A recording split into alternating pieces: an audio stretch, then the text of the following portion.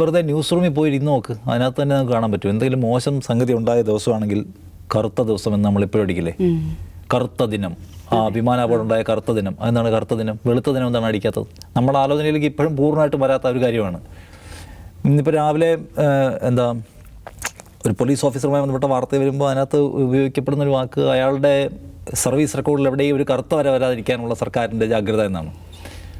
അതെന്താ കറുത്ത വര, ചുവന്ന വരാന്ന് വേണമെങ്കിൽ ഉപയോഗിക്കാമെന്നാണ്. അപ്പോൾ നമ്മുടെ ഉള്ളിലുള്ള ആരെയും കുറ്റമായിട്ട് ഞാൻ പറയല്ല, നമ്മുടെ ഉള്ളിൽ കിടക്കുന്ന ഒരു സംഗതിയാണ്. ക്യാമ്പസ് സിനിമകൾ എടുത്ത് നോക്കി, ക്യാമ്പസ് സിനിമകളിലെ കൂട്ടുകാരുടെ ഗ്യാങ് കാണിക്കുക, അതിനകത്ത് തമാശ പറയുന്ന കഥാപാത്രം എപ്പോഴും ഒരു തടിയനായിരിക്കും. ഒരു കാലം വരെ അങ്ങനെ രസിച്ചിട്ടുണ്ടോ?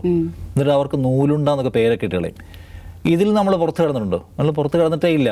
നമ്മൾ ആൾക്കാരോട് പറയും, ഇത് മാത്രമൊന്നുമല്ല, നിങ്ങൾക്ക് ആ മറ്റേ ആളെ പുറത്ത് ഫിറ്റായിരുന്നു ഇവിടെ എന്നൊക്കെ ചോദിക്കില്ലേ, നിങ്ങൾ എന്താ ഫിറ്റാവാത്തത്? കുറച്ചുകൂടെ ആരോഗ്യം ശ്രദ്ധിക്കൂ.